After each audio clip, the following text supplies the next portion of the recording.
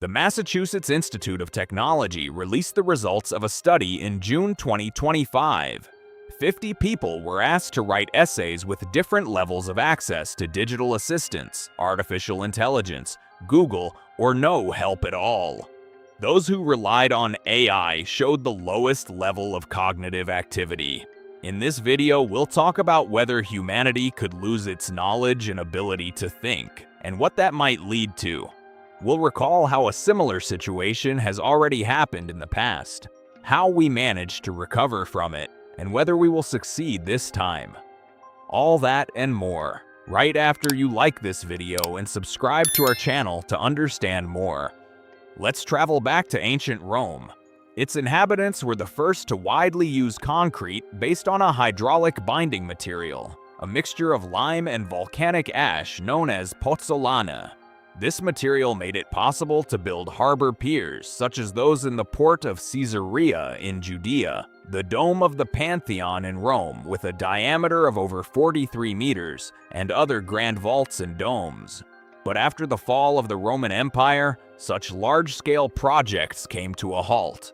Without a centralized state and imperial ambition, there were neither the resources nor the need to construct massive domes and monumental structures. As a result, the demand for concrete disappeared for a time, and the recipe for pozzolanic mixtures was gradually forgotten. In the early Middle Ages, construction was mostly done with stone and brick using lime mortar, which hardened slowly and was not suitable for large spans. However, the tradition was preserved in Byzantium, for example, the Hagia Sophia in Constantinople. The Islamic world also advanced these techniques. The Dome of the Rock in Jerusalem was built, and large domes crowned mosques in Baghdad, Cairo, and Cordoba.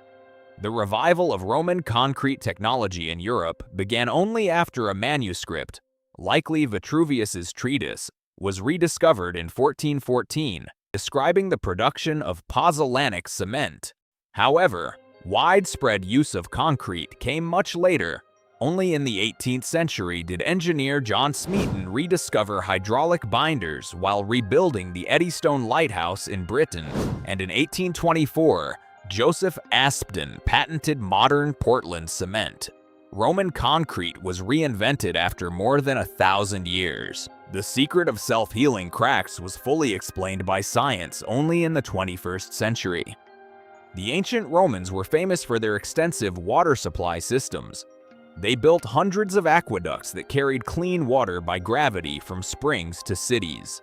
The decline of this system began due to wars in the 5th century. For example, during the siege of Rome, the Goths cut off the aqueducts to deprive the city of water. Later, the new regimes lacked both the resources and the organizational capacity to maintain such complex structures.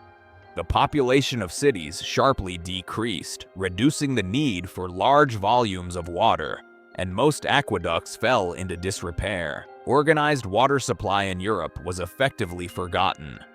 People turned to wells, rainwater cisterns, or simply fetched water from rivers in buckets. In Byzantium, the situation was somewhat better. Constantinople inherited Roman water systems and maintained them longer. Emperor Valens built a large aqueduct that supplied water to massive underground cisterns, including the later-built Basilica cistern. In some captured cities, for example in Syria and North Africa, the Arabs repaired Roman aqueducts to supply water to mosques and baths. A new rise of water infrastructure in Europe only began in the late Middle Ages and the Renaissance. In the 14th to 15th centuries, aqueducts in Rome, Naples, and other cities were restored. And only in the 19th century did modern centralized water systems with pumps and cast iron pipes appear. Organized sewage was another achievement of ancient Rome. The capital had the famous Cloaca Maxima, the main sewer that drained wastewater into the Tiber. Multi-story buildings had toilets flushed with running water from aqueducts. In other cities, such as Pompeii and Ephesus, remains of sewer pipes and drainage systems have also been found. Roman sanitation, along with public latrines, helped maintain relative urban cleanliness. But after the fall of Rome, sanitation ceased to be a priority in early medieval Europe. For 5 to 10 centuries, no new sewage systems were built, and only in some places were ancient systems still used. For example, in the city of Fano in Italy. But the collapse of sanitation was only the beginning, because after the fall of Rome, Europe didn't just lose clean water, it began to lose something far more dangerous: technology, engineering, knowledge itself.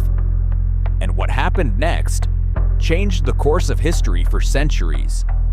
In the next part, we'll see how entire technologies disappeared, and how humanity had to rediscover everything from scratch. So if you don't want to miss it, make sure to subscribe, like this video, and write in the comments, do you think we're repeating the same mistake today?